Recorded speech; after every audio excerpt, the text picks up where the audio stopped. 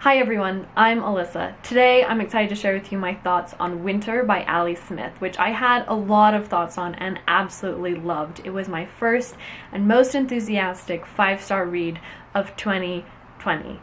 And I will be discussing in detail some of the themes of this book. I don't think that it would be too spoilery, in my opinion, but if you do want to go into this book with completely fresh eyes, then I don't recommend watching this review. Go read it because it's a fantastic book and then come back and watch it. Do that.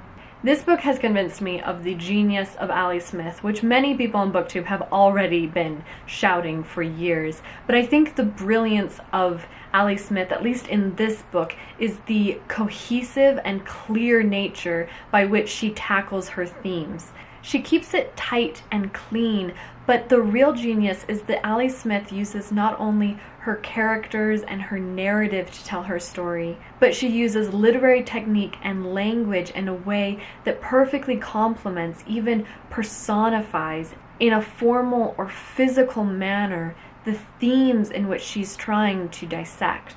Winter is a book that is intentionally in conversation with contemporary events, but Ali Smith navigates this conversation by exploring history through the eyes of her characters. The central player in this theme is Sophia, who has a complicated relationship with history, as she is very particular about what she will consume and what she chooses to believe about history. She's not interested in the whole story or the objective truth or taking a nuanced view on history. Instead, she wants to accept the version of history that is compatible with the worldview which she has already accepted. Just as she's scared of consuming information, she's also scared of consuming food. She's convinced that it will all poison her. She's more comfortable in her ignorance, though she also acts out of fear. She doesn't seem to see or want to address the fact that she is so thin it is unhealthy, and likewise her avoiding of a healthy amount of information is also dangerous. Sophia's relationship with selective or sanitized history is also represented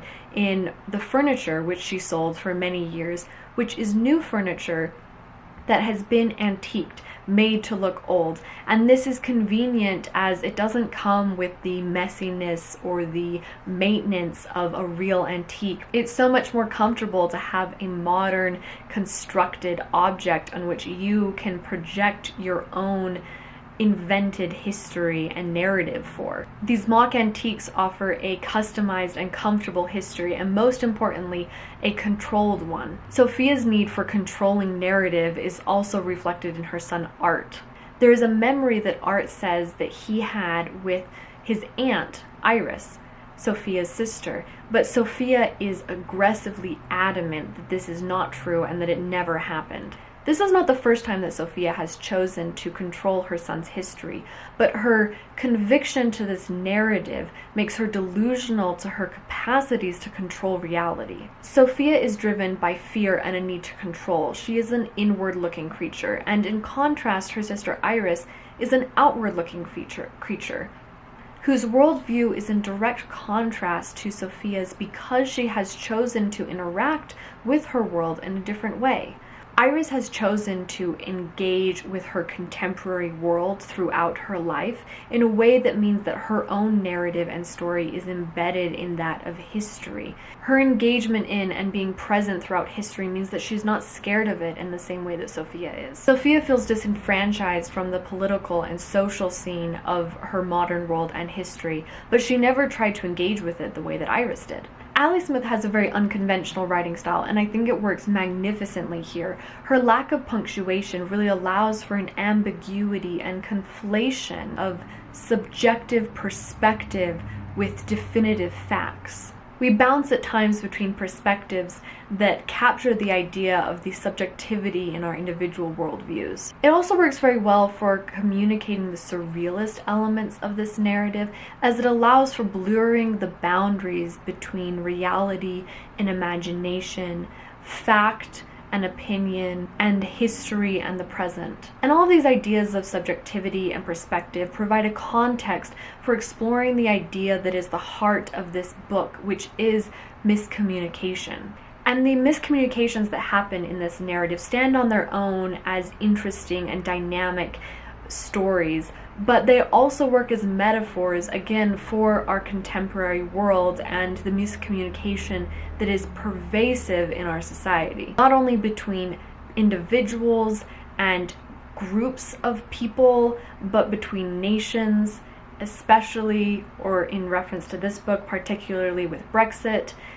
Sophia and Iris are two sisters that are constantly misunderstanding each other. They have a long history of it, of viewing history in incredibly different ways. Art, Sophia's son, and his girlfriend, Charlotte, who have a breakup at the beginning of the book, clearly have some communication issues, and the discussions between Sophia and Lux also provide a unique perspective through which to consider how hard it is to communicate with another human being. And Ali Smith brilliantly uses metaphor and intertextuality to bridge the disjointedness of these characters' perspectives as they epically fail to communicate with each other. Such as when Lux references Shakespeare's play Cymbeline, a story about characters that are miscommunicating and all seem to be living in their own reality, and she brings this up as a reference to that present moment at a Christmas dinner table where no one was really living in the same reality. And yet, beautifully, the very text which is being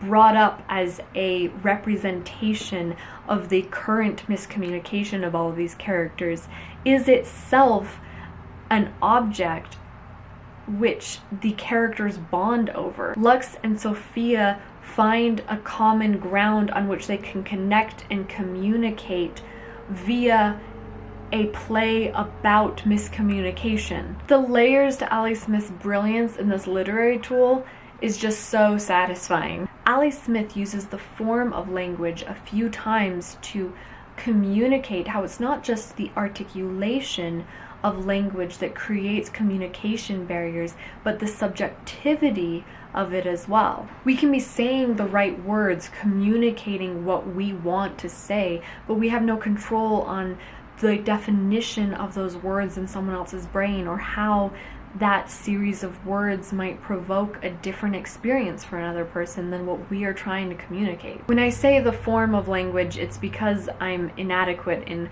how to discuss these things in literature, and so I'm falling back on my art history background, and that you use the word form to explain shapes and lines. So when I say form, I mean the idea that in one point in the book, Iris says something about carry Greenham home. Art then says, who's carry Greenham home?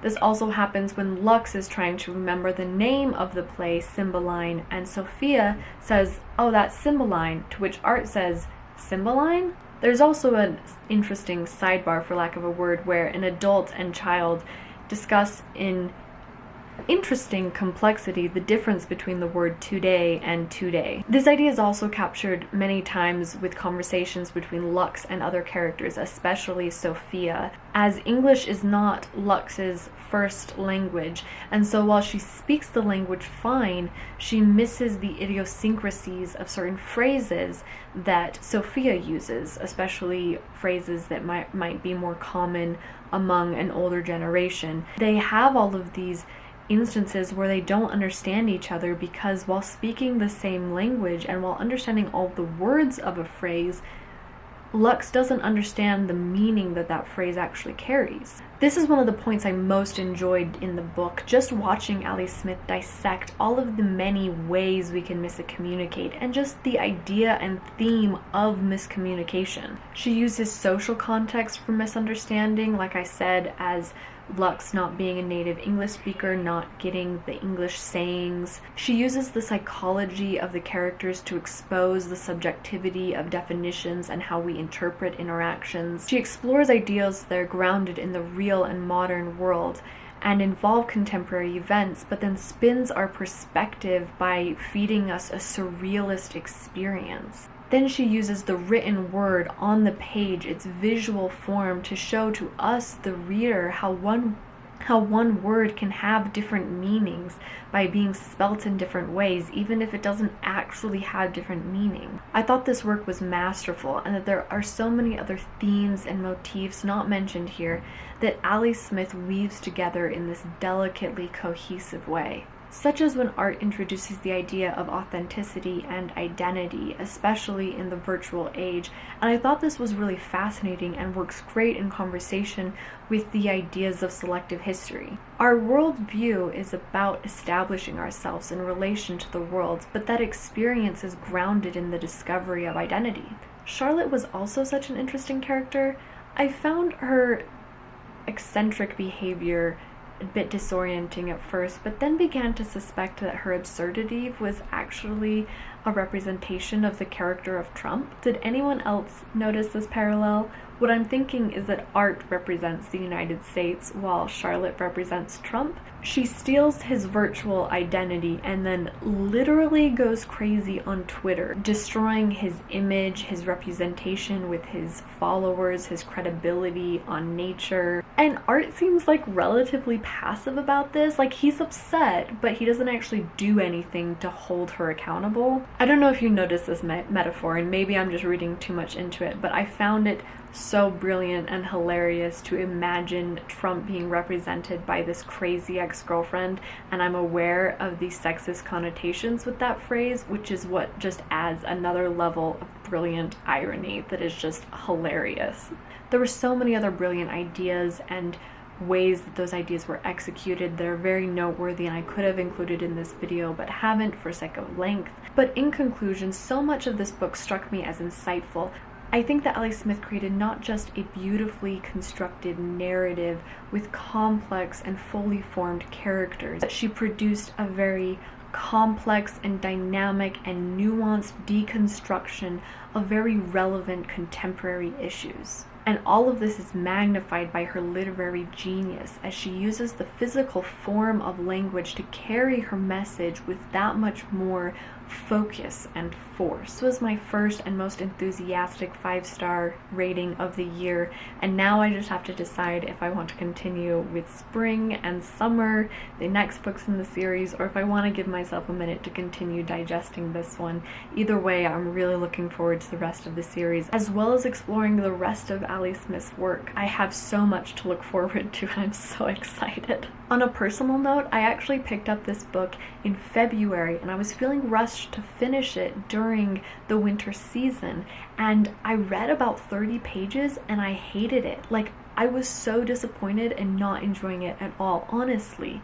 And I put it down, and I'm so glad that I gave myself a break and then also still decided to give it a second chance, because I ended up loving it. And I don't know exactly what was different for me between then and now. I think that when I picked this up in February, it just really wasn't what I was looking for in a book, and so it was inevitably disappointing. But in light of what the book is about, I find that a bit ironic.